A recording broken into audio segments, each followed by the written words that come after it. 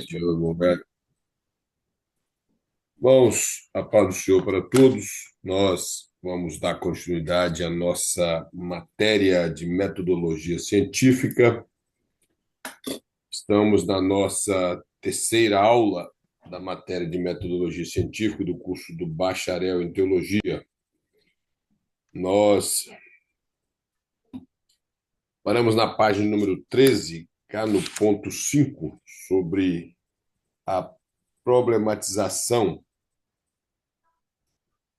Abordamos um pouco a respeito de alguns problemas que, como estudantes, temos para resolver diante de alguns materiais postos em nossas mãos e que esses problemas devem ser resolvidos da melhor maneira. E houve algumas diretrizes que a apostila nos apresentou para resolver os problemas e aproveitar melhor o nosso tempo como estudantes. Aqui nessa questão da problematização, a apostila alega o seguinte: retomar-se, cada mais abaixo, fala assim: retoma-se todo o texto, tendo em vista o levantamento de problemas relevantes para a reflexão pessoal e principalmente para a discussão em grupo. O que o pastor quer mostrar aqui é que, diante do material tido em mãos, para que nossa pesquisa, há uma necessidade de revisar o material e, ao revisar o material, se tem algum problema que apresentamos para o grupo, nesse assunto que o pastor coloca como se fosse um grupo trabalhando para poder estar extraindo o melhor do material em mãos, isso numa faculdade secular, e diante desse material encontrar os problemas que tem no texto e rever o material, extrair ali o problema e apresentar para a classe, para que possa cada um dar a sua opinião e chegar a um denominador comum para que esse problema seja resolvido.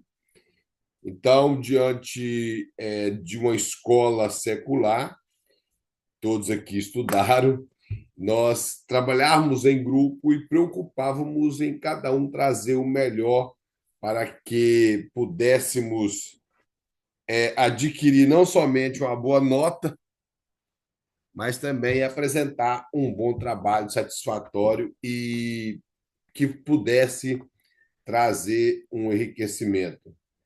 A minha imagem está congelando? Na verdade, eu não sei por quê. O que a minha internet está mostrando aqui que está completa, eu realmente não sei. Se continuar, os irmãos me falam, mas a minha voz, os irmãos estão ouvindo? Ou está travando também? A voz está boa.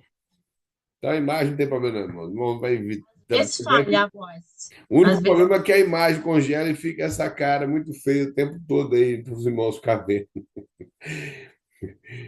Então, mas se a voz está saindo, tá bom. E se continuar, os irmãos me falam. Então, esse é o assunto da questão da problematização. Buscar entender o problema e resolvê-lo.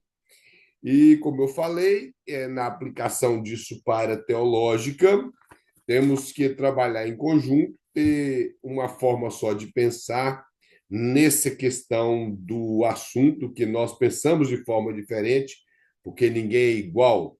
Além disso, nós temos que entender que unidade não é uniformidade. Eu já falei isso várias vezes. Uniformidade é quando todos vestem o mesmo uniforme. Por exemplo, a Polícia Militar de Minas Gerais tem um só padrão de uniforme. Então, todos têm que usar o mesmo uniforme. E na igreja não há uniformidade. Nós temos que trabalhar de forma unida. Isso não é ser uniforme, mas é ter uma só forma de pensar a nossa perspectiva concernente à obra de Deus. Ela é ver o reino avançar. E se estamos diante de um texto, temos que respeitar as opiniões e colher o melhor do texto, preocupar em trabalhar em cima daquilo ali, para que possamos extrair as verdades do texto e nunca apresentar as nossas verdades.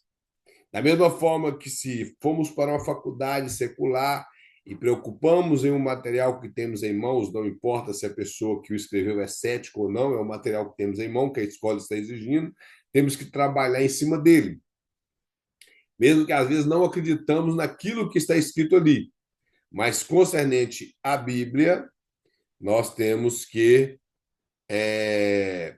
trabalhar para que o corpo de Cristo seja edificado, como o nosso irmão José de Souza coloca aqui muito bem explicado, e que há divergência de ideias, não quanto à fé, ou principalmente quanto ao que o escritor quis escrever.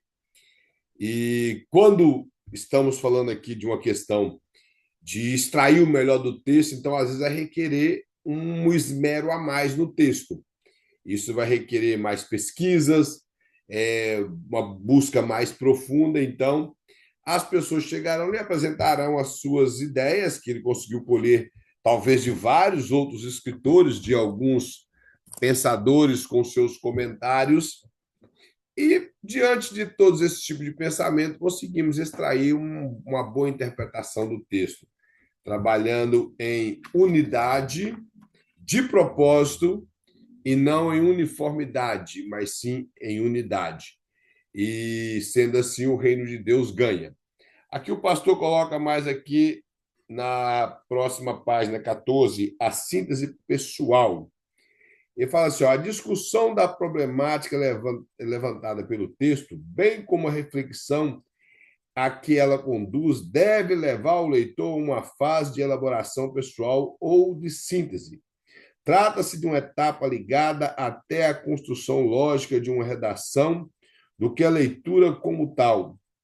De qualquer modo, a leitura bem feita deve possibilitar ao estudioso progredir o desenvolvimento das ideias do autor, bem como daqueles elementos relacionados com elas.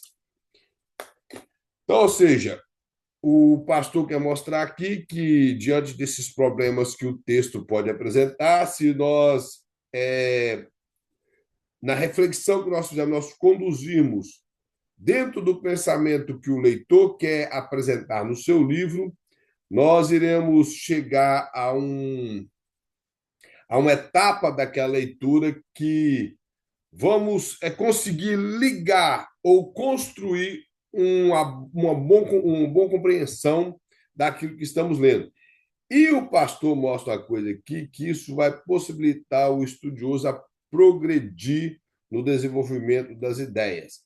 Agora, uma coisa que me chama a atenção aqui é que ele fala que a construção lógica de uma redação da leitura como tal, de tal modo que a leitura bem feita deve possibilitar o estudioso de progredir.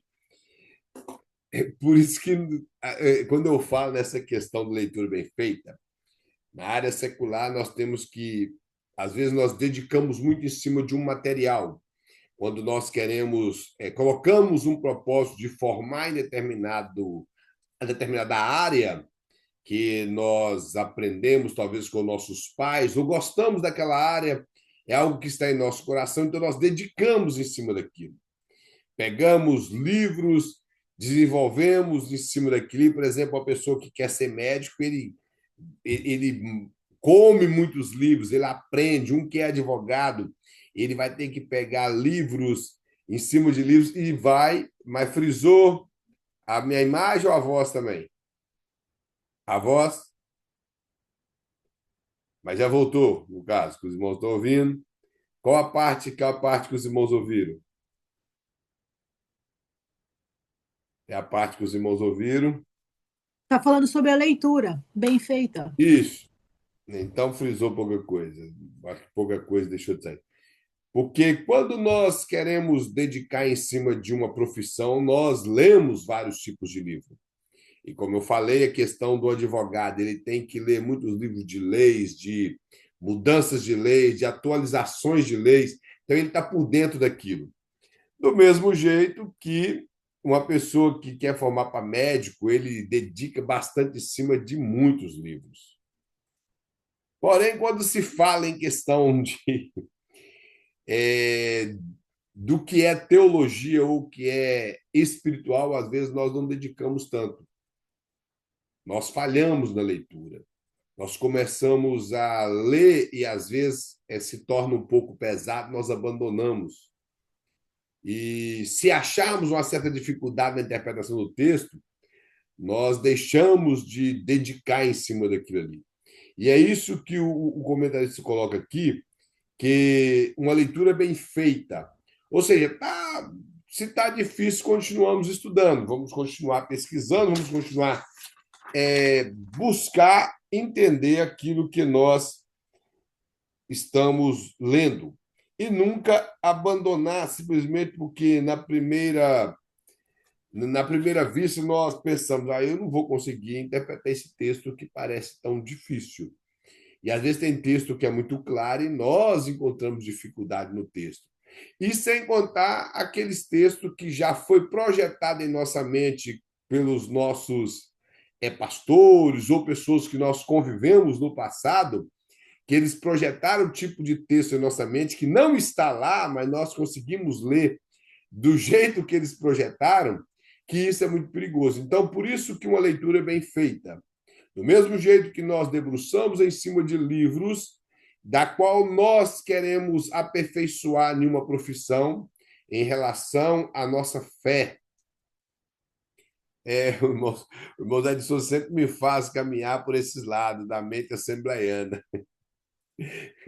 Mas, como eu sempre falo, eu sou assembleiano de carteirinha, então eu posso falar. Realmente é o que foi implantado, como se fosse um chip colocado na nuca da pessoa, que ele consegue ver determinadas coisas. E hoje não é difícil. As pessoas, eles conseguem fazer isso. Eu não sei se eu falei aqui com os irmãos, eu estava conversando com um rapaz, e ele começou a entrar em uma questão de que o céu e a terra já foi um lugar só. E eu disse para ele que não existe isso. Ele falou assim, mas está escrito que era uma mesma grei. Eu falei, mas está escrito isso aonde? Eu falei, está escrito no hino da harpa, isso não está escrito na Bíblia. Falei com eles, não está escrito no hino da harpa, o irmão está confundindo o hino da harpa com o que a Bíblia fala. A Bíblia, em lugar nenhum da Bíblia, fala que o céu e a terra já foi o mesmo lugar, um lugar unido. Não tem parte nenhuma da Bíblia que fala isso, que o céu e terra já foi o mesmo lugar. O único lugar que fala em Ezequiel em relação ao rei de Tiro que andava em pedras afogueadas e fala que ele estava no jardim, no Éden, jardim de Deus, nem o jardim do Éden que Deus criou era céu e terra. Céu estava onde o céu sempre esteve e a terra aqui onde ela sempre está. Então, nós não temos essa dificuldade de entender isso. Mas ele tirou um verso do hino da harpa e colocou como doutrina. E nós não somos doutrinados por hinos, e sim somos doutrinados pela Bíblia. E como o nosso irmão coloca aqui, que sempre as interpretações desse tipo de gente tendem para outro lado. E a verdade é que o irmão era um assembleiano. Então, alguém projetou na mente dele isso e ele repetiu. E, como sempre, as pessoas, infelizmente, por não pesquisar na fonte principal, que é a Bíblia, acaba transmitindo aquilo adiante. Então, temos que conferir no texto, temos que ter uma boa leitura e dedicar em cima daquele material que temos em mão. No caso de teologia, é a Bíblia. É dela que nós partimos para todas as coisas, principalmente com uma boa interpretação. O muito que nós possamos pegar todas as áreas da teologia sistemática e dominar pensamentos que foram elaborados em concílios em relação à cristologia, à teontologia, e outros homens que discutiram determinados assuntos, que foram para reuniões e debateram ali. Isso não é muito bom dominar isso, porém o mais importante é quando nós sabemos associar a teologia com a Bíblia e aplicamos da maneira correta, sem pender para linhas teológicas de ninguém e muito menos para denominações, e sim acreditar no que a Bíblia está falando, então nós não correremos o risco de nos tornar heréticos ou de fazer alguém ser adepto a um pensamento nosso e não a uma interpretação correta das Escrituras. Aí o pastor vai colocar aqui no texto 4. Aqui ele fala do texto 4 a respeito do menino lobo. Ele está falando aqui a respeito de um filme. Esse filme, me parece que o nome do filme, deixa eu achar aqui, é Mowgli. Esse filme, não sei se tem uns 2, 3 anos que esse filme saiu. Parece que é um filme de cunho indiano. E o pastor ele vai narrar essa história relacionada a esse filme para descrever a situação em relação ao pensar. Então, ele coloca aqui o tome, parece que a tradução daria os meninos lobo. E o pastor coloca aqui esse título em negrito, assim, ó, nossa juventude está mal preparada para a socialização civilizada. Se insistimos em uma educação que produz uma competência linguística pouco melhor do que a do menino lobo. O pastor quer mostrar com isso aqui, na verdade, o escritor, né, que o pastor ele pesquisou para formar essa apostila, é que há uma certa dificuldade hoje de aprendizado pela falta de leitura e comunicação. A falta de interesse a leitura faz com que as pessoas se tornem pobres na comunicação. Eu não sei se os irmãos já conviveram com pessoas que tinham pouca cultura, questão de escola, mas por ler bastante, principalmente, às vezes lia muito jornal ou ler a própria Bíblia bastante, eles têm uma boa leitura, uma boa comunicação. Eu, particularmente, conheci um rapaz que ele aprendeu a ler com a Bíblia e com alguns irmãos jovens da Assembleia de Deus ensinando ele a ler. E ele leu bastante a Bíblia, então ele tem um vocabulário bom, ele consegue expressar bem. E ele não fala coisas sem coerência e coisas que ele não sabe o que está falando, ele fala do que ele sabe. Como eu já vi também outras pessoas que são pessoas que utilizam de palavras rebuscadas que eles nem sabem o que significa, porque ouviu alguém falar e ele passou para frente sem pesquisar o que, que é. Mas o que o pastor quer mostrar é isso. Então ele vai pegar essa questão do menino lobo, vai narrar. Ele fala que o autor do filme ele descreve uma criança que é adotada por uma loba, cresce sem jamais haver usado uma só palavra humana, até ser encontrada e se integrar à sociedade. E aqui, mas embaixo, vai mostrar que, além de ser uma questão fictícia, é uma questão científica de um livro, de um filme, não sendo uma verdade o que narra o filme, mas ele mostra que já houve ocasiões que aconteceu. De vez em quando nós vemos na internet pessoas que foram criadas, ou não foram criadas por bichos, mas criaram-se entre bichos. Pouco tempo atrás, houve uma menina aí, uma moça, que ela parece que se perdeu no meio da família e foi criada entre cachorros. Eu não sei se os irmãos lembram disso. Ela andava como cachorro e era até um pouco agressiva. Hoje não, na verdade, na época, com pouco tempo que ela se reentregou à sociedade, ela conseguiu falar, a alimentar-se como seres humanos e assim por diante. Então, o pastor quer mostrar aqui, então ele fala que ele foi integrado à sociedade, porém teve certas dificuldades no comunicar, no viver dos seres humanos. Dizer que ele é antigo. O Mozart de Souza fala que esse filme é antigo e hoje o povo. Realmente, hoje o pessoal não está satisfeito em ser ser humano, não, e quer ser bicho. Só que eles não querem, eles querem ser bicho nessa questão de ser téria e outras coisas assim, mas se tratar eles como bicho, eles não aceitam, né? Eles querem só simplesmente fazer gracinha na internet. Já trata como bicho para ver se eles isso. Eles são animais que têm telefone e têm tudo. Eu não consigo entender isso, não. Então, é uma geração de pessoas sem noção que estão sendo escravizadas pelo diabo. Essa é a verdade, esse tipo de gente. Mas aí o pastor mostra aqui, irmãos, que a razão é que seria um experimento natural que permitiria responder a uma pergunta crucial. Esse jovem, sem conhecer palavras, poderia pensar como os demais seres humanos? Então, o que o pastor quer mostrar é que, devido a ele ter sido criado por animais e não ter conhecimento de palavras, como ele poderia pensar como os seres humanos? E é claro que nós entendemos que há uma certa dificuldade, estamos falando agora em relação a questões humanas, que essa pessoa teria, mas pelo aquilo que Deus colocou dentro dela e ela sendo a criação e imagem de Deus, com o tempo ela conseguiria.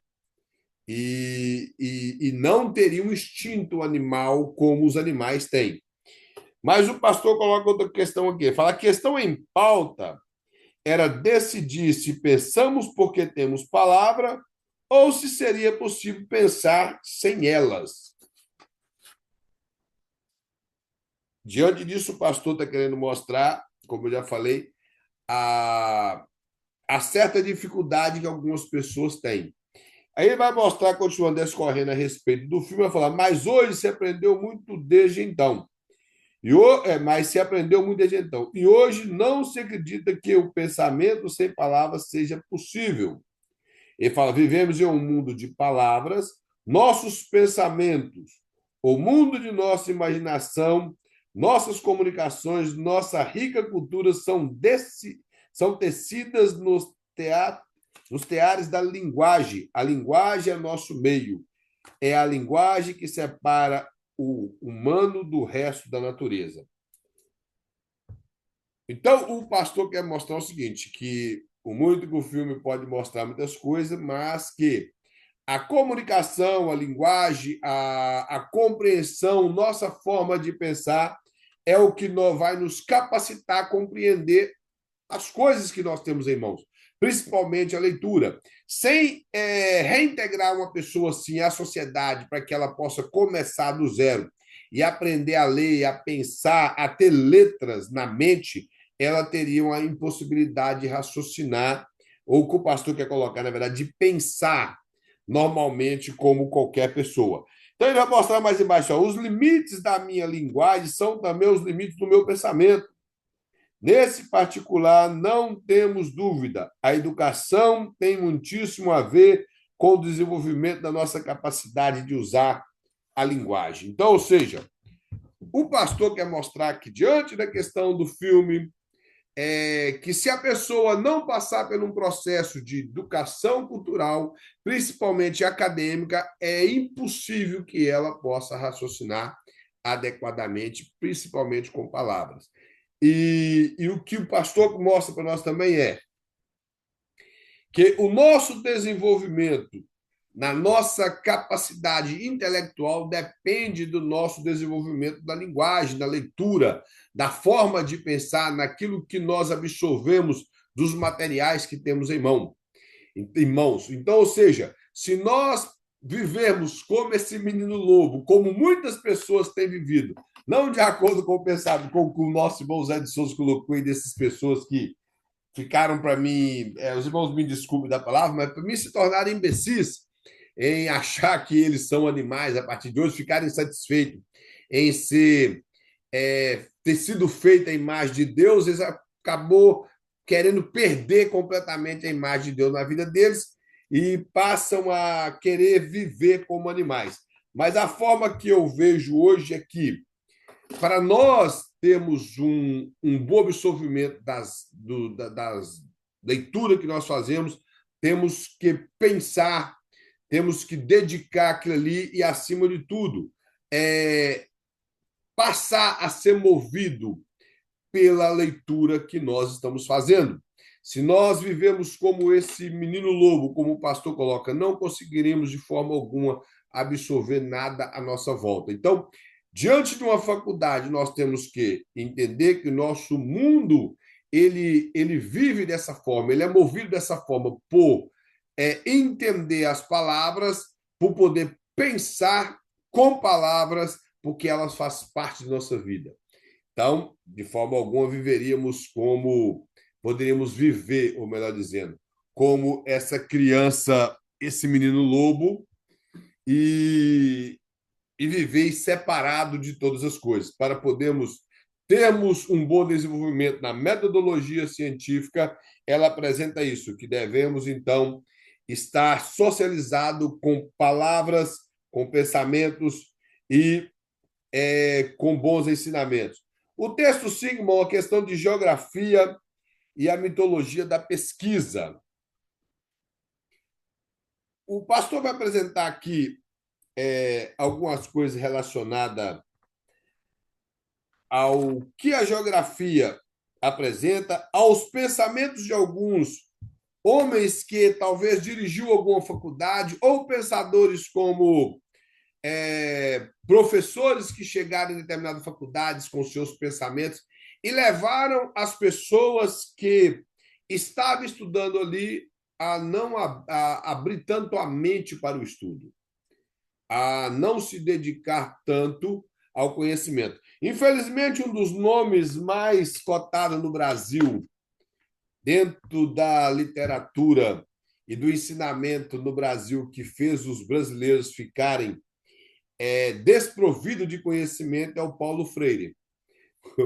Os irmãos que já ouviram, já leram alguma coisa a respeito do Paulo Freire, ele acha que o conhecimento natural que nós podemos ter, ele é importante, não há necessidade de alguém estudar, se formar, e eu não sei como que ele se tornou referência nessa área acadêmica no Brasil.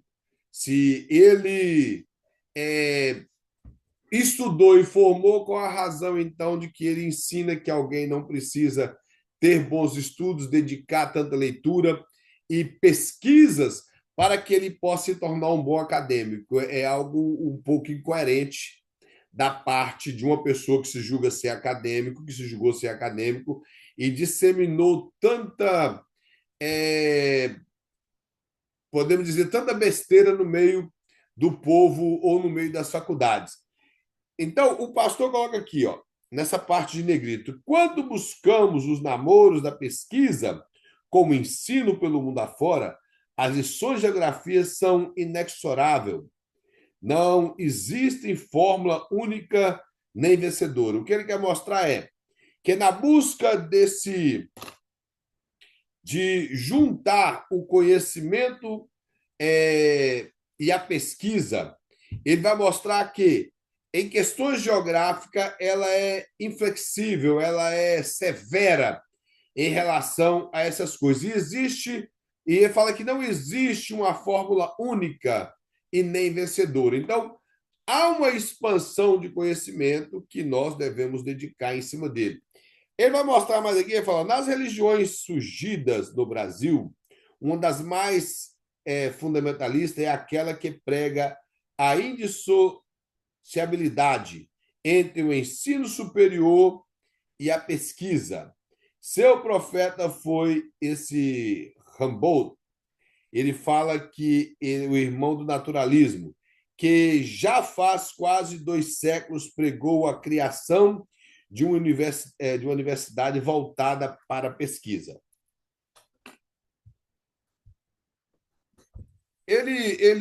O pastor, irmãos, se os irmãos lerem todo o texto, os irmãos vão observar que o pastor ele está mostrando aqui que há tipos de pessoas que não valorizam a pesquisa, que eles não dão valor à pesquisa. E por não dar valor à pesquisa, eles não vão prover de materiais bons de pesquisa para o povo. E vai deixar com que as pessoas, ou eles pesquisam pequenos trechos de materiais providos por pessoas que preocupam com eles. Hoje, na verdade, nós temos claro que quando o livro foi escrito, que o pastor pesquisou, nós não tínhamos a rede social como temos hoje. Hoje a rede social ajudou bastante para as pesquisas e para o conhecimento de muitas coisas. Mas, possivelmente, na época que o livro de pesquisa do pastor foi escrito, não tinha o avanço da rede social como temos hoje.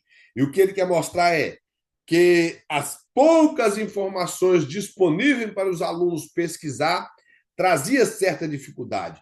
Como eu falei, eu particularmente estudei numa faculdade teológica que lá não tinha uma biblioteca. Nós tínhamos que ir para a biblioteca pública pesquisar devido às dificuldades de acesso a livros. Tínhamos poucas informações também dadas pelos meios de comunicação, então tudo era complicado. O almanac no Brasil era duro, como diz nosso irmão José de Souza. E nessa questão, irmão, das faculdades, o pastor está mostrando que nesse período que o livro foi escrito, possivelmente tinha essa dificuldade por causa de poucas fontes de pesquisa disponíveis na escola.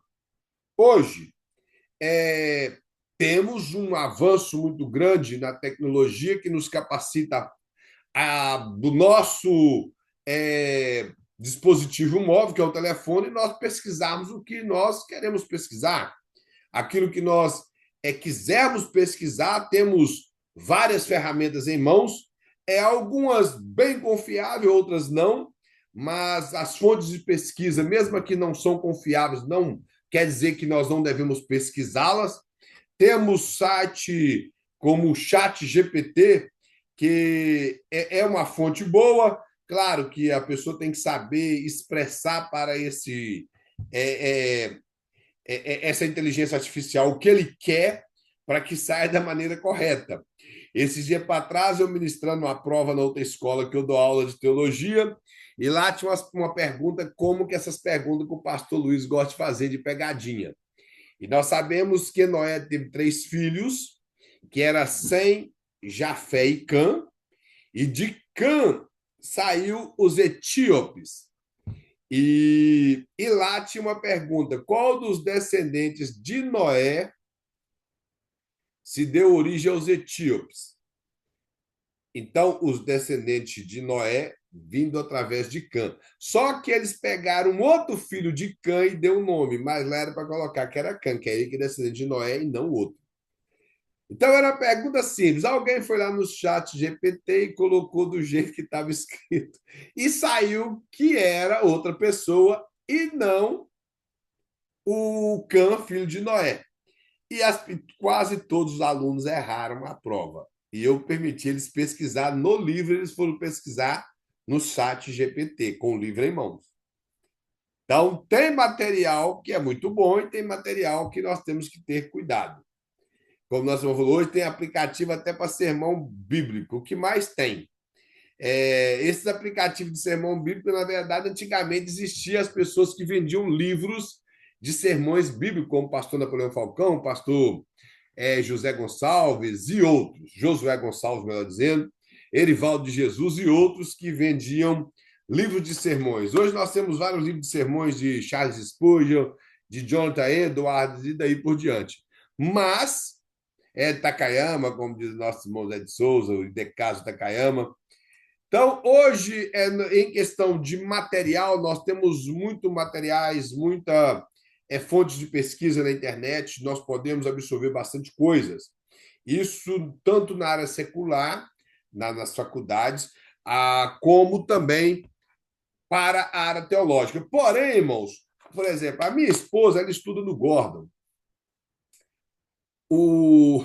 Os pastores castigam, eles dão trabalho para ela que, às vezes, os irmãos acham um pouco difícil o trabalho do pastor Luiz, o trabalho dela os menores são de 15 páginas. E, às vezes, e as 15 páginas têm que ser pesquisadas em 4 fontes. E essas 4 fontes têm que ser fonte de acadêmicos, não pode ser fonte de um pastor que não é doutor em teologia. Então, às vezes, nós não temos na nossa biblioteca, temos que comprar o livro para poder fazer a pesquisa. E ela tem que ler, no mínimo, 4 livros para poder extrair desses 4 livros a fonte da pesquisa dela ou o material que ela vai entregar para o professor. Então, nós temos que dedicar em cima daquilo que é bom e não pesquisarmos qualquer coisa e sair passando para frente, principalmente na área teológica. Se nós pegarmos dentro da internet e escrever qualquer tema que nós quisermos, seja no Google ou no chat GPT, ou qualquer outra fonte de pesquisa, vamos achar ali várias coisas que pode ser proveitosa e pode não ser proveitosa. Deixa eu falar algo importante. Sim, pode falar. Essa citação, esse exemplo que o senhor colocou da sua esposa, na verdade, é a maneira correta de se fazer uma pesquisa, porque se perguntar para ela a argumentação de cada um, ela vai ter pelo menos uma síntese, uma ideia, porque ela leu o livro. O que acontece hoje com a inteligência artificial, ela mostra para a gente os caminhos, mas de forma resumida. E daí você acaba não aprofundando nada, fica tudo superficial. É verdade. Tudo. E daí acaba, se for mais profundo nas perguntas, você não consegue, porque você não foi fundo na pesquisa. Foi limitado, só foi naquilo que a inteligência artificial te apresentou. Por exemplo, se você colocar em qualquer meio de inteligência artificial, por exemplo, o chat GPT, quem é Deus? Ele vai te responder porque ele pesquisa em várias fontes, vai te mostrar que, de acordo com alguns, é sim, mas o seu argumento fica só naquilo ali, e é o que tem feito hoje, como nosso irmão José de Souza apresentou aqui, são pessoas que estão limitando a sua pesquisa a esse tipo de coisa. Como eu já falei, o chat GPT, qualquer outro, é muito bom, contando que nós não tiramos os sermões dali do jeito que nos foi entregue, nós pregamos, porque eu acredito que o Espírito Santo ele ilumina. O Espírito Santo ele nos ilumina a extrair uma boa mensagem da palavra de Deus, seja ela expositiva, temática ou textual, mas tem que ser iluminada pelo Espírito Santo e, de forma alguma, acreditarmos em recursos de inteligência artificial. E esses recursos de inteligência artificial têm feito pessoas pregar muita heresia. Esse dia para trás, eu vi uma pessoa pregando, ela quis pregar aquele conteúdo da parábola das 10 dracmas, que, na verdade, é apenas uma parábola que conta 3 histórias. Eu creio que os irmãos já observou isso, que é a parábola que conta das 100 ovelhas, das 10 dracmas e do filho pródigo. Mas a Bíblia deixa muito claro que é apenas uma parábola que relata 3 histórias. É claro que podemos dividir o contexto dentro da aplicação correta, mas ela quis pregar a respeito da parábola das 10 dracmas. E o contexto cultural que ela apresentou não faz jus ao contexto nem bíblico e nem cultural da época.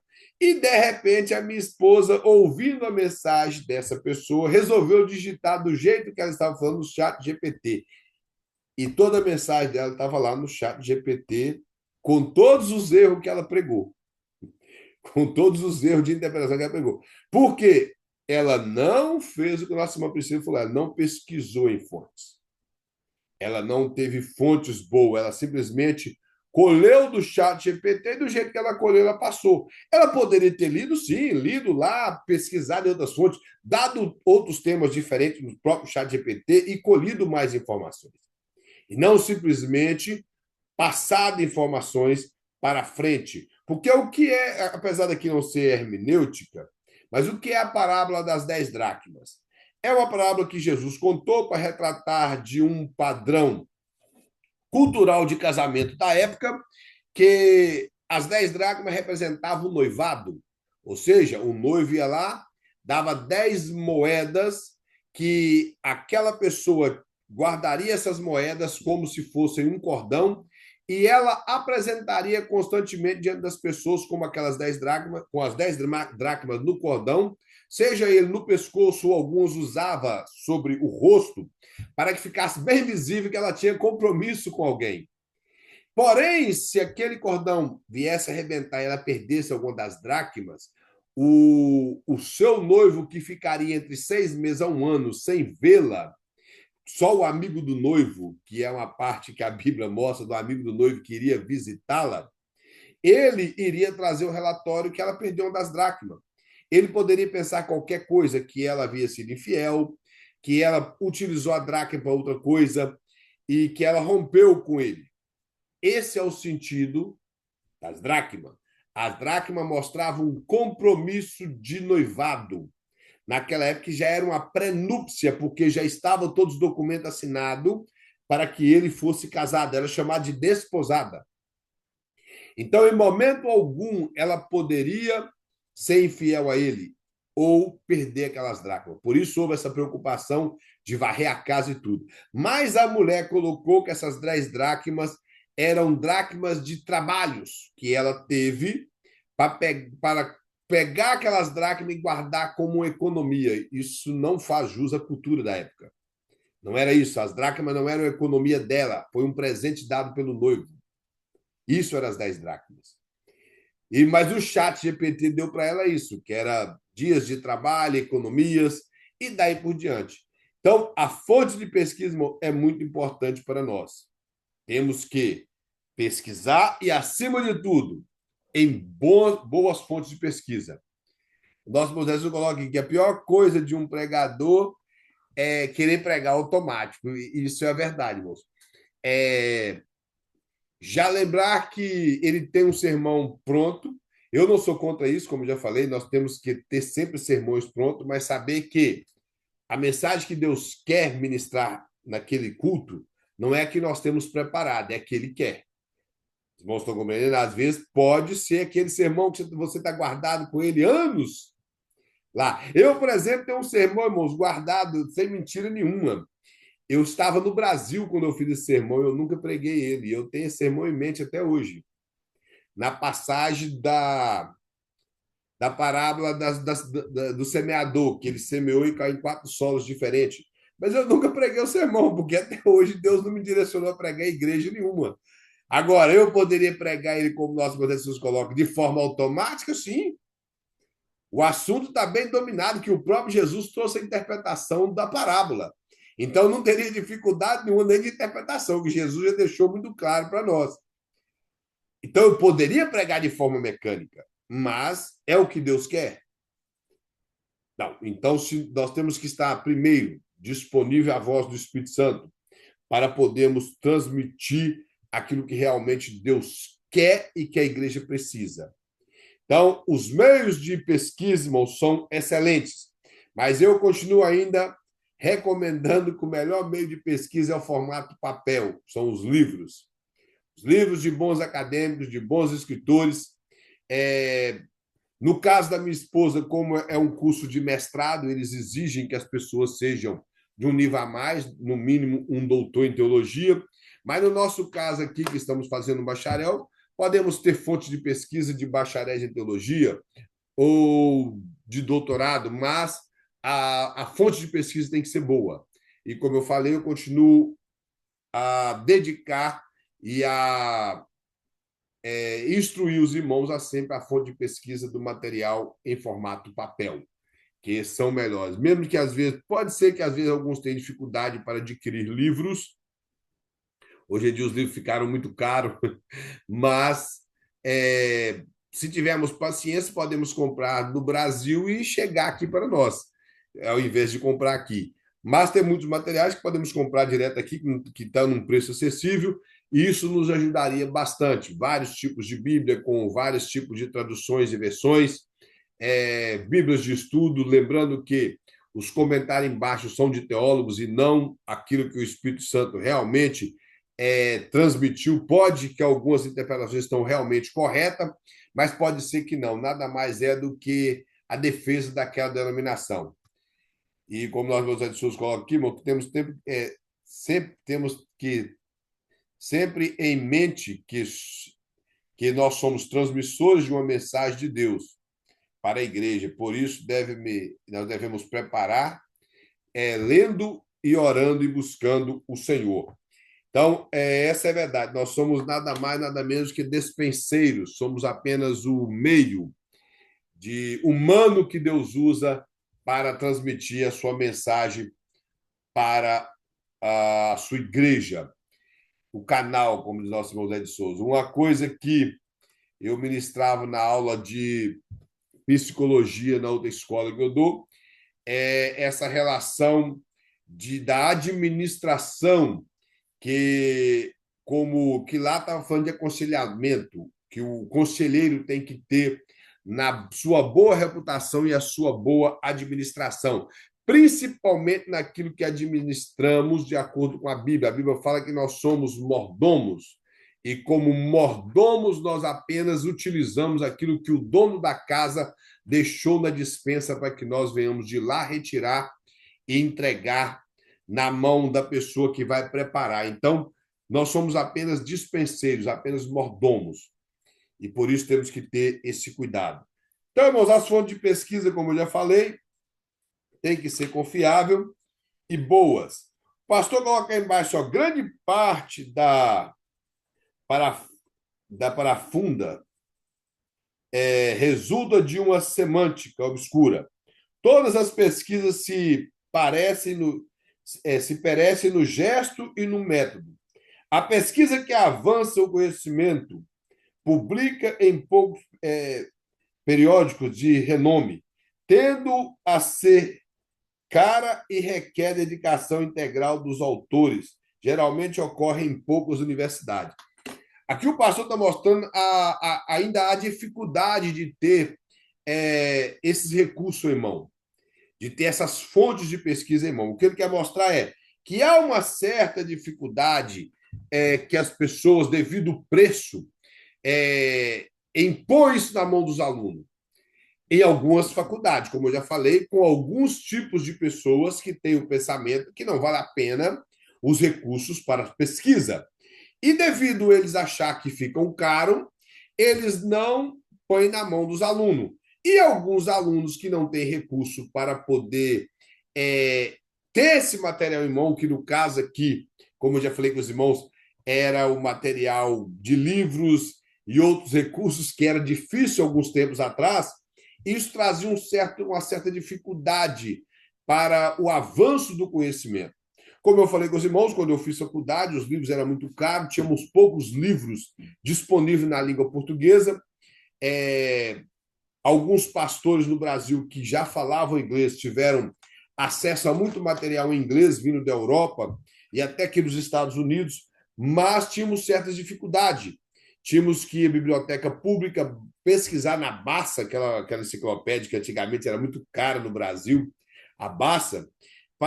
Eu fiz o meu trabalho de introdução à Bíblia, ou de bibliologia, como aqui é o termo determinado para essa matéria aqui na nossa escola do Bereia, que é o mesmo que introdução à Bíblia ou origem da Bíblia.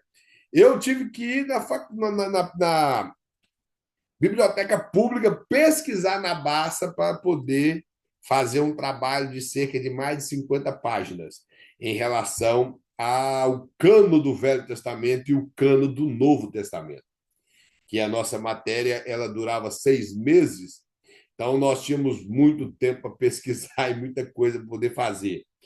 E tínhamos 2 provas durante esses 6 meses, mas muito trabalho. Então, tínhamos certa dificuldade antes, como o pastor mostra aqui. E essas escolas, como a escola que eu estudei não era uma escola rica, então nós tínhamos que buscar em outras fontes. Com o passar do tempo, essa escola começou a ter recursos, mas logo depois ela acabou devido ter entrado no movimento G12. Eu não tenho nada contra o movimento G12, nós, Assembleia, não aderimos ao movimento G12 na época. Se tem alguém aqui que teve conhecimento do movimento G12, eu respeito. Apesar de nós, Assembleia, não ter aderido ao movimento G12, por algumas técnicas que lá existiam que nós não adotávamos. Então, essa escola, logo após um certo grupo de alunos formar, ela aderiu ao movimento G12 e ela se desfacelou. Não durou mais nem 2 anos e se acabou. Muitos alunos abandonaram, porque muitos alunos eram batistas e a Igreja Batista tradicional não aderiu ao movimento G12 e outros eram assembleianos. Então, também abandonaram a escola, por isso ela veio a fechar. Porém, nós não tínhamos muitos recursos lá, então tínhamos que buscar em outros. Como eu já falei com os irmãos, os livros eram muito caros e às vezes as pessoas achavam que não valia a pena investir. Como o pastor quer mostrar aqui, que esse tipo de faculdade que as pessoas estudavam aqui, um certo grupo de pessoas achava que não havia necessidade de se investir nisso. E o que eu vejo hoje é a dificuldade que as pessoas veem em investimento em determinados alunos, em determinados área de conhecimento para investir nas pessoas da igreja. Porque não são todas igrejas, tem igrejas que acham que não há necessidade. Como eu já ouvi pessoas falar que bobeira é estudar teologia, para que ter um curso teológico? Já conheço um pastor aqui, na região nossa, que ele tem uma igreja até grande, que ele disse que é besteira investir no departamento de escola bíblica dominical, que não há necessidade disso. Então, ou seja, não põe na mão do povo da igreja um bom material. Isso não estou dizendo da lição da CPAD, estou dizendo que poderia ser qualquer tipo de lição que a pessoa poderia pôr na mão do seu povo para o seu povo ter conhecimento. Igrejas que não têm estudo bíblico, que não acham interessante investir, ela tem culto de segunda a segunda, ou melhor, de domingo a domingo. Ela tem seus cultos supostamente pentecostais, com tantos temas abrangentes a libertações, que não tem libertação, porque se o povo não é liberto pela palavra de Deus, eles não são libertos por nada. Porque a Bíblia diz que conhecereis a verdade e a verdade vos libertará. A verdade ali realmente era a verdade bíblica do Velho Testamento, é só ler o contexto, que fala da libertação do espírito do homem em relação às coisas daquela época, em a preguiça. E aí fala, e se o Filho vos libertar, verdadeiramente sereis livres. Aí está falando da libertação da alma, a salvação, quando ele se entrega a Cristo. Agora, as pessoas não querem, acham que não vale a pena investir nisso.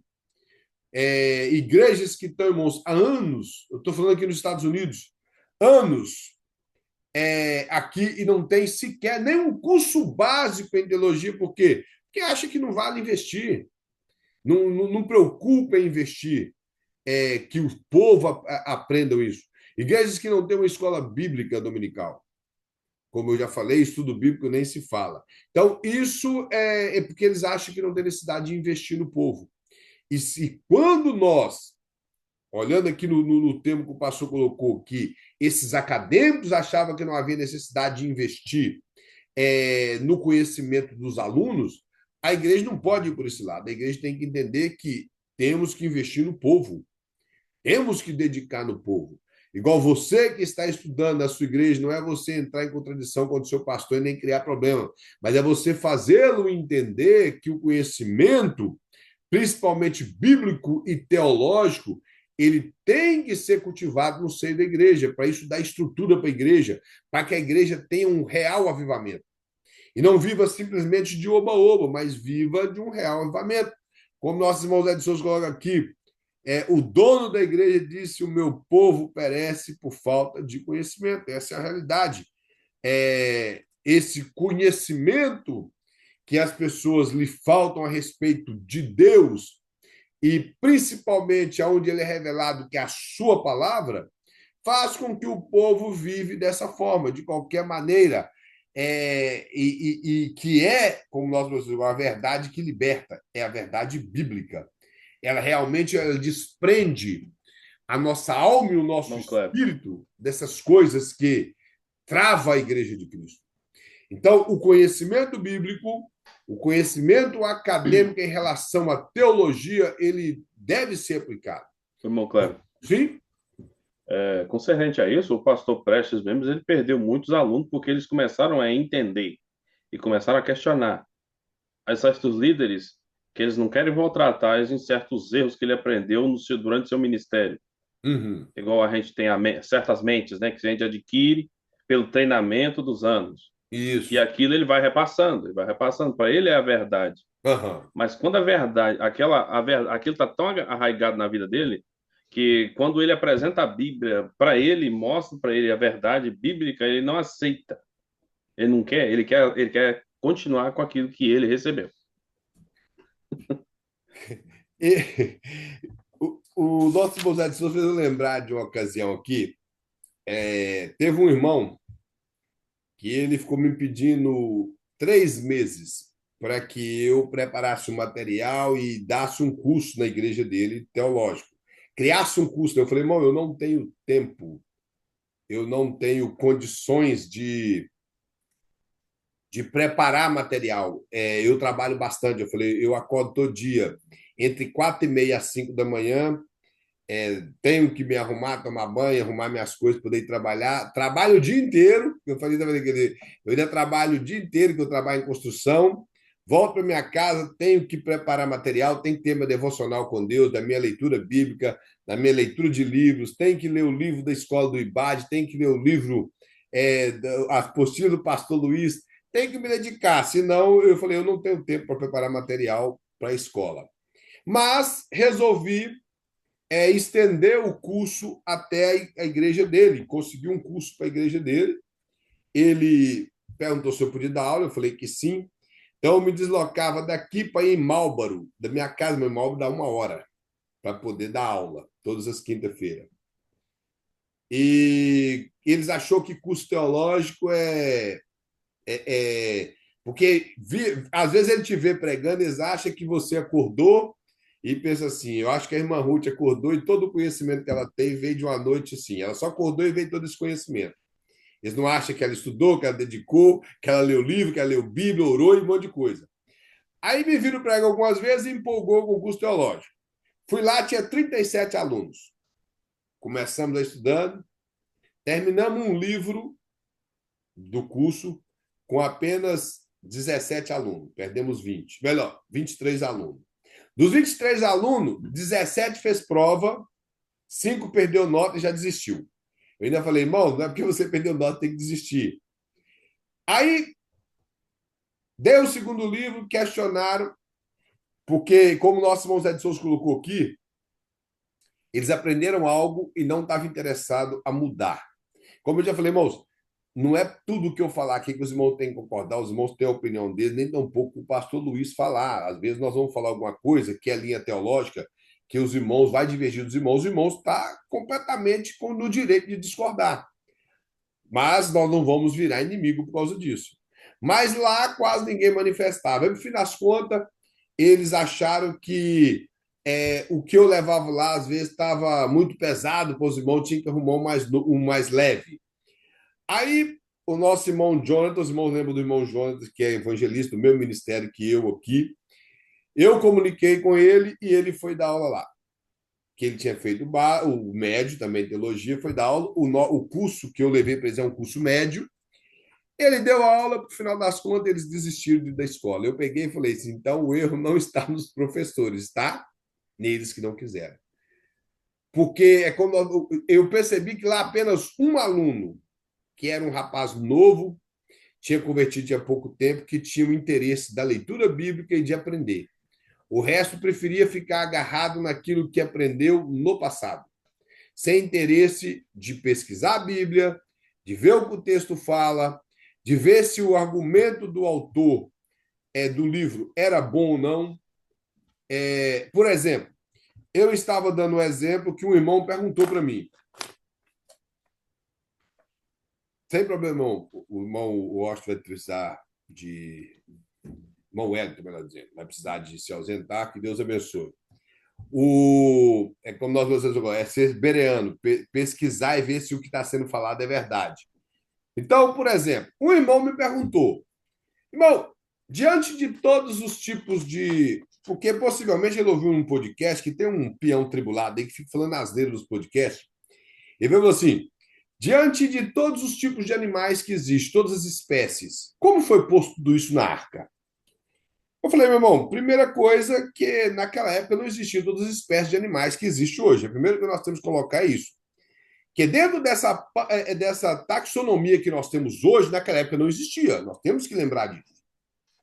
Porque os animais evoluíram na sua espécie. Então, tem tipos de animais hoje que naquela época não existiam. Eles foram evoluindo na espécie. Falei, segundo, o maior número de espécies que existem são de insetos. Os irmãos há de convir com isso. Os irmãos fizeram uma pesquisa agora, vão chegar à conclusão que o número de insetos é 6 ou 7 vezes maior do que o número dos demais animais. E só as matrizes entrou, como nós vamos dizer, no questão aqui das matrizes, possivelmente os animais que tinham o DNA para os demais animais, que poderiam evoluir deles. Outra coisa, eu estou dizendo a meu ponto de vista, eu acredito que os animais que foram postos na arca foram postos, vou colocar filhote, nem falar bebê, mas não tem como ser bebê. Tem como... Amém, irmão Ed, Deus abençoe, irmão, tenha uma boa noite. Seria, no caso, filhote. Se os irmãos olhar a arca, o texto ali deixa muito claro como foi organizado. A arca foi feita em 3 compartimentos. Um dos compartimentos ficava submerso, os irmãos observar, ele ficava abaixo da água. O primeiro compartimento, o segundo e o terceiro. É evidente que o terceiro compartimento, onde estava Noé e sua família, e os animais de pequeno porte, como pássaros, esse tipo de coisa. Eu, particularmente, acredito que os animais foram postos filhote, então o consumo de alimento era menor e a questão dos animais que ficavam, por exemplo, os animais que invernam. Se fossem os irmãos colocaria onde? Na parte inferior da arca, que estava debaixo da água. Essa parte que estava debaixo da água faria melhor que os animais que invernam dormissem mais tempo. Então, houve uma organização muito extraordinária. Primeiro, da parte de Deus, da sabedoria de Deus, e da parte do homem daquela época que sabia.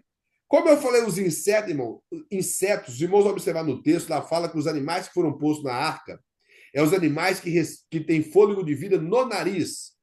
Inseto respira por traqueia. Então, não é por nariz, é por traqueia. Os aquáticos não precisou. Alguns animais aquáticos possivelmente morreu pelo peso da água, mas os animais que entraram na arca foram animais que respiram com fôlego de vida no nariz. E todas as espécies de insetos respiram por traqueia. Então, não entraram na arca. Aí, inclusive, esse dia eu vi uma irmã pregando que ela falou que o único bicho que Deus não permitiu entrar na arca foi o cupim. Esse eu vi. Tô falando sério. E eu já vi essas perguntas. Alguém perguntava, não, Deus colocou o cupim na arca. Deixa eu fazer uma pergunta, eu posso interromper? Sim, pode. Quem foi em Kentucky, onde tem aquela réplica da arca perfeita? Uhum. Eu fui e tem até dinossauro. O que vocês podem me dizer sobre isso? Tem até jacaré lá dentro. E jacaré, ele é um Sim, réptil que ele sobrevive debaixo de água. Então, o jacaré não entrou na arca. Dinossauro, particularmente, eu estou dizendo o meu ponto de vista. Talvez o pastor Luiz diverge do ponto de vista meu em questão de dinossauro. Eu, particularmente, acredito que dinossauro existiu porque as provas estão aí. Não tem como nós negarmos os fatos. Só que eu não acredito no dinossauro nessa proporção que eles colocam. Por exemplo, eles acham um osso de dinossauro, de um bicho grande, e ali eles dão uma roupagem para ele e constroem o resto do bicho. Os paleontólogos honestos, seja ele cristão ou não, um que eu vou falar, eu não considero como cristão, os irmãos até ouviram na aula passada a questão da arqueologia, o pastor citando ele, que é o doutor Rodrigo Silva. Ele é um dos que fala que não existe fósseis achado completo. Ele é um dos que fala. O saudoso Adalto Lourenço, que partiu para o Senhor no mês de abril, parece que do ano passado, ele é um paleontólogo antigo, bem antes de ser crente. Ele fala que nunca foi achado uma ossada completa, principalmente de dinossauro. Ele fala que nunca foi achado. E ele disse que esses achados também não têm mais do que entre 5 a 5.500 anos. Ele diz que não tem. E esses achados, irmãos, boa parte desses, para mim, são questões exageradas do dinossauro. Se entrou dinossauro na arca, nós realmente não sabemos. Se o dinossauro, eu não acredito nessa proporção gigantesca que eles colocam. Talvez um pouco maior que elefante, um pouco maior que girafa, mas se dinossauro realmente existiu nessa proporção que eles falam, ou eles foram mortos no dilúvio, por razão que nós não sabemos, ou pós o dilúvio. lá Chegou é uma porção pequena, ele não é gigante. isso. Mas é muito lindo, sabe? Vale muito a pena. É perfeito a réplica. E tem, assim, a questão da pesquisa. nos documentos, Uhum. eles fizeram uma réplica assim, onde conta a história, não só os animais, mas tem a Sim, parte porque, na histórica. verdade, É existem muitos lindo. documentos além da Bíblia que relata, como nós já falamos uma vez aqui, em uma aula, apesar que os irmãos não estavam nessa aula, que era uma aula da história da filosofia, que tem muitos outros documentos além da Bíblia que retratam um dilúvio. Inclusive, existe o dilúvio, a história de Gilgamesh. É fantasioso, mas ele comprova num dilúvio que existiu, e baseado no mesmo dilúvio que nós acreditamos na Bíblia. Há possibilidade que possa ter posto dinossauros dentro da arca? Sim. Por razão que eles ficaram extintos, nós não sabemos. Como muitos outros animais se extinguiram. A preocupação é com o dinossauro, mas muitos outros animais se extinguiram. Os irmãos sabem disso, que muitos outros estão à beira de extinção, mas muitos outros animais, desde que saiu da arca, não se reproduziu dentro da espécie, se extinguiu. Ou aqueles que reproduziu dentro da espécie, aqueles primeiros se acabaram, se extinguiram. Nós não podemos negar a existência do dinossauro, mas também estou dizendo eu, não creio que os dinossauros viveram há milhões de anos, como eles falam, que por culpa do diabo veio cair na Terra e matar os dinossauros, que não tinha nada a ver com a história. O diabo veio e bateu na terra, como o pastor Marco Feliciano fala, que ele veio e chocou com a terra, não tem respaldo nenhum bíblico que dá base para isso. E veio a matar todos os dinossauros. Inclusive, até no filme do Transformers, foi um robô lá que matou os dinossauros. Então, nós entendemos que existiu, sim, mas como eu estou falando, eu não acredito nessa proporção gigantesca daqueles dinossauros enormes, desses dinossauros que voam, porque eu não sei se os irmãos já ouviram falar, existe um morcego na África que ele é enorme, ele é muito grande, e as asas dele, que é do mesmo jeito da asa de um morcego, aquela glândula que tem, ele não consegue voar, porque ele é muito pesado e ele não tem condição de voar, por ele não ter uma pena, ele não tem uma penagem que ajuda a voar. Esses outros morcegos pequenos voam porque as asas são maiores do que o corpo, eles conseguem voar, e acima de tudo, Deus fez eles para voar, enquanto esse outro não foi feito para voar. Então, essa possibilidade, eu nem sei o nome daquele dinossauro que os desenhos mostram que voam. Não sei o nome, eu não sei o nome. Como, irmã Ruth? Pterodátilo? É um negócio, mais ou menos, o áudio da irmã Ruth não saiu, eu li o lado dela. Eu não sei nem o nome desses dinossauros, dinossauro Rex e esses outros, eu não sei. Então, possa que existiu, irmã. Se entrou na arca, como eu disse, eu não sei. A Bíblia simplesmente fala que foi Deus que enviou a Noé os casais de animais, 7 tipos de animais limpos e 2 casais de animais impuros.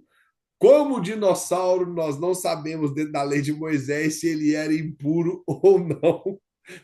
Nós não sabemos se ele era impuro ou não. Se os dinossauros existiram, e existia um chinês naquela época, possivelmente foi os chineses que extinguiu os dinossauros. Então, nós não sabemos. Mas uma coisa nossa fonte de pesquisa, irmãos, em relação ao que vamos pregar e ministrar para o povo tem que ser segura. Como nosso irmão de Souza falou, retomando o assunto das pessoas que não preocupem em avançar. Então, no caso, essa irmã pregando, e ela está pregando sério, ela disse que o único animal que Deus não permitiu entrar na arca foi o cupim. Então, no caso, ela acredita que todos os demais insetos entraram na arca. Então, a questão igual, por exemplo, um dia o rapaz falou, o cupim entrou na arca. Eu disse para ele que não, pelo fato do cupim ser um inseto que respira por traqueia. Mas se o cupim, irmão, tivesse entrado na arca, não teria problema algum dele ter entrado na arca, que um cupim não conseguiria roer toda aquela madeira da arca.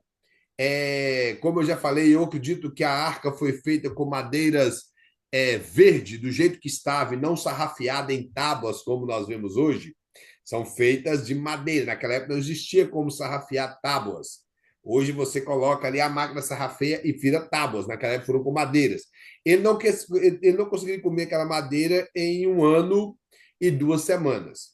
Outra, se os irmãos observar, a arca foi feita de madeiras e coberta de betume, que é uma espécie de pinche. De pinche. É petróleo. Então, ela estava coberta de petróleo. Como que o cupim ia comer aquilo? Os irmãos estão entendendo? Que as pessoas não raciocinam e falam coisas sem saber. Mas eu, particularmente, acredito que não entrou na arca, não é porque ele iria comer a arca, mas pelo fato de que é um inseto. É como o nosso irmão falou aqui, mas isso é realmente o problema hoje é que o povo aprende só ouvindo, sem pesquisar. Esse é o maior problema das pessoas da igreja. Isso eu estou dizendo de quem tem leitura, que é claro que eu convivi com muitos irmãos na época que eu converti, que eram senhoras e senhores, que alguns já dormem no Senhor, que eles aprenderam pelo fato de não ter leitura, eles aprenderam isso, pterodáctilos. Isso, pterodáctilos. É o nome desse que a irmã Ruth coloca que voa. Que os desenhos mostram que voa, não que ela disse. É os desenhos e os filmes que mostram que voa. E nas histórias do Marco, voa, o nosso que eles viajam nas histórias do Marco Feliciano. Então, agora, esse é o problema, porque nós, como pregadores e ensinadores, às vezes nossa palavra tem muito peso, então temos que tomar cuidado com o que ensinamos. E as pessoas que falam na frente sem pesquisar e simplesmente aprender ouvindo, para as pessoas que têm leitura, como eu estava falando, tem leitura, isso é perigoso. Para aquelas pessoas irmão, que não têm leitura, que não tiveram condições de estudar, eu ainda convivo com pessoas que eram sábias, que elas absorveram o que era bom. Aquilo que elas não concordavam, elas nem gravaram, não preocuparam em guardar aquilo.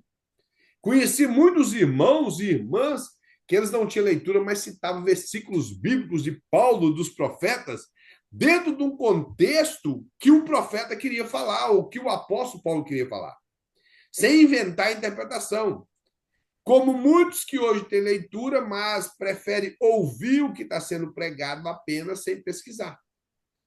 Ou seja, quando nós simplesmente ouvimos, reproduzimos e passamos aquele adiante e vamos passando, se torna simplesmente uma teologia inventada por pessoas que ouviram sem pesquisa. É a geração do povo que não preocupa em estudar. E eu não estou dizendo a geração de hoje, eu estou dizendo a geração do povo. E essa geração é antiga. Ela vem desde os primórdios do tempo de pessoas que não estudavam a Bíblia, simplesmente ouviam o que as pessoas falavam. Tivemos um período chamado período de trevas que as pessoas não tinham acesso à leitura, por isso ficaram analfabetas em relação à leitura. Porém, hoje nós não temos desculpa. Hoje temos fontes de pesquisa, hoje temos materiais em mãos, temos pessoas que frequentaram escolas e mesmo assim são levadas a ser educadas apenas ouvindo. Por isso transmite tanta asneira como essa de que o cupim foi o único bicho que Deus não permitiu entrar na arca. E, pasme, havia um número enorme de pessoas ouvindo essa irmã. E ela falou com muita convicção, possivelmente ela aprendeu de outra pessoa, com muita convicção que foi, e ela estava dizendo que porque esse cupim iria roer a arca. Então tem pessoas que entram na vida das pessoas só para roer aquilo que Deus entregou para ela. A aplicação dela ainda foi a melhor ainda. E faz um padrão de uma igreja com pessoas só cheia de pessoas invejosas, pessoas que querem ver o mal dos crentes. Nunca pessoas estão ali unidas para o reino de Deus caminhar. Sempre é esse padrão de pregação. Então, foge das pessoas que querem roer a sua vida, como cupim. Isso a gente ri e tudo, mas as mensagens que estamos tendo hoje nos nossos púlpitos. Então, irmãos, o pastor coloca mais aqui para nós finalizarmos aqui até o texto 6. Ele fala do conhecimento científico e outros tipos de conhecimento. No primeiro parágrafo, fala assim, ó, ao se falar em conhecimento científico, o primeiro passo consiste em diferenciá-lo de outros tipos de conhecimento existente. Então, Esse conhecimento científico não tem apenas a ver com o que abrange a ciência, tem a ver com o conhecimento que nós vamos pesquisar em várias fontes e extrair o melhor possível na área da metodologia ou naquilo que estamos estudando ou graduando. Então, dependendo daquilo que estamos graduando na escola secular, é a fonte nossa de pesquisa. E o pastor fala que devemos diferenciar de outros tipos de conhecimento. E um dos conhecimentos que o pastor coloca aqui é o chamado o conhecimento popular.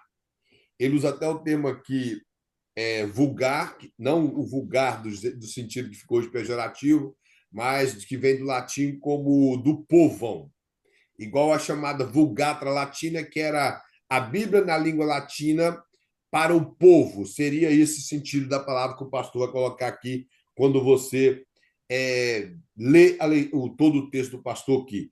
Então, ele vai mostrar que ele vai pegar aqui a vida de um camponês, de um homem do campo, um homem que vive da agricultura, e no texto aqui você vai observar que ele vai falar que esse homem, mesmo sem todos os recursos científicos, ele tem um certo conhecimento. E esse conhecimento ele pode ter sido transmitido dos seus antepassados, dos seus familiares.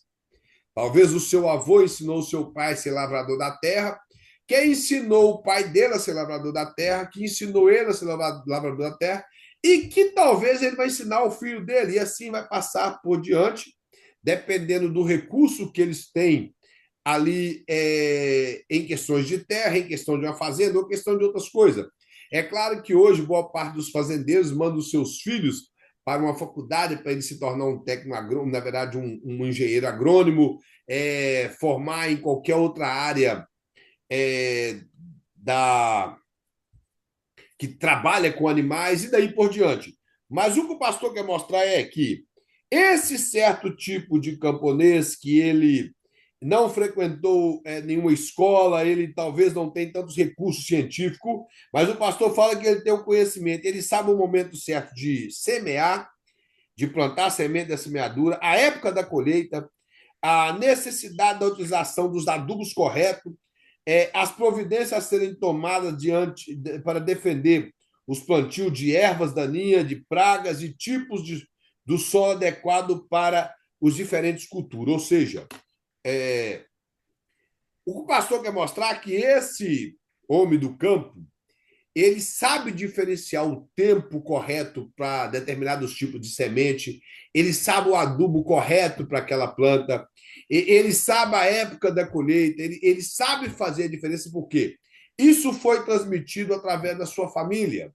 Isso não requis dele tanto conhecimento científico para entender sobre a estrutura do solo, o estilo de semente, o componente da semente, a formação da chuva e coisas desse tipo. Os irmãos estão compreendendo? Ele simplesmente tem um conhecimento geral, que é um conhecimento popular, que ele sabe que ele vai plantar na época correta e tudo vai dar certo. E que se vier algum tipo de erva daninha ou de praga sobre aquela plantação dele, ele vai saber comprar um remédio também correto, do qual ele não tem conhecimento da composição daquele remédio, mas ele vai aplicar e vai trazer a solução para o problema. Então, o que o pastor quer mostrar é que esse homem do campo, mesmo sem ter esse conhecimento científico, sem ter frequentado a faculdade, ele consegue, dentro do conhecimento popular, sobreviver e trazer um bom andamento para o cultivo da sua terra. Cada outro, no terceiro parágrafo, fala assim, mesclam-se nesse exemplo dois tipos de conhecimento. O primeiro, o vulgar, ou seja, o popular. Geralmente, tipo do camponês, que transmite de geração em geração por meio da educação informal e baseado em imitações e experiências pessoais. Como eu falei, alguém aprendeu, nós não sabemos como, mas foi aprendendo, foi passando de geração em geração, talvez transmitiu para o vizinho, até que talvez uma pequena cidade, uma pequena população, eles conseguem trabalhar em cima daquele conhecimento que foi passado de geração em geração, de povo a povo, até de cultura a cultura. Por quê? é o conhecimento popular. Então, ele mostra que, aí vai falar assim, que mesmo transmitindo de geração em geração por meio da educação informal baseado na imitação e na experiência pessoal. Ele fala, portanto, é empírico e desprovido de conhecimento sobre a composição do solo, das causas do desenvolvimento das plantas, da natureza, das pragas e do ciclo produtivo dos insetos. Ou seja, ele não tem conhecimento de nada disso, mas ele soube trabalhar com o seu conhecimento popular e fazer com que o solo produzisse. Ele vai mostrar mais aqui. O segundo, científico, é transmitido por intermédio de treinamentos apropriados, sendo o conhecimento obtido de modo racional, conduzido por meio de procedimentos científicos. Ou seja, a pessoa vai dedicar na faculdade. Moisés de Souza, ele fez uma contagem ali para começar o solo da bateria. Ele foi para a faculdade, aprendeu a dominar cientificamente tudo isso, então ele sabe explicar esses fenômenos com muita clareza, porque ele estudou e aprendeu. Aí o pastor coloca que ele visa explicar por quê e como os fenômenos ocorrem. Ou seja, ele vai conseguir explicar por que da praga, o tempo da chuva, por quê, e coisas semelhantes a essa. Isso na área acadêmica, mas isso não despreza o conhecimento popular. Então, dentro da área teológica, eu até falei um dia para trás que a teologia tem vários ramos. Um deles seria a teologia popular. Aquela que nós aprendemos de pessoas com pouca cultura, mas que têm um bom caráter, teve boas experiências na vida e trouxe para nós. E sabem falar de Deus e das obras de Deus como um bom teólogo que domina toda a área teológica.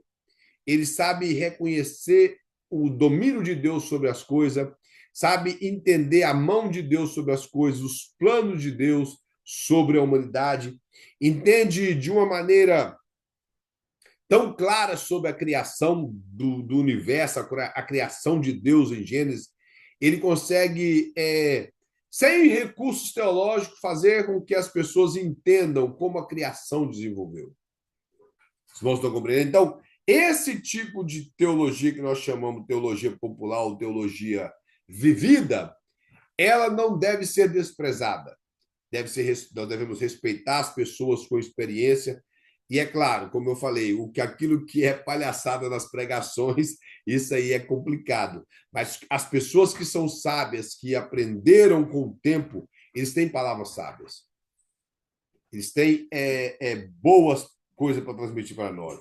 Como nós hoje se muda a genética da semente para alimentar a resistência de certas pragas. E isso é verdade, as pessoas conseguem fazer isso, que os asiáticos realmente são mestres. Hoje, irmãos, apesar que muitas coisas, os irmãos observaram, somente no livro dos Salmos, que são livros sapienciais, como o livro de Jó, existem muitos recursos que eles próprios apresentam para isso. Se nós vemos na própria lei de Moisés, era proibido naquela época que não viesse a contaminar ou a criar mutações naquelas sementes que seria apresentada a Deus como oferta de manjares, era proibido fazer mutações em plantas ou fazer enxerto em plantas.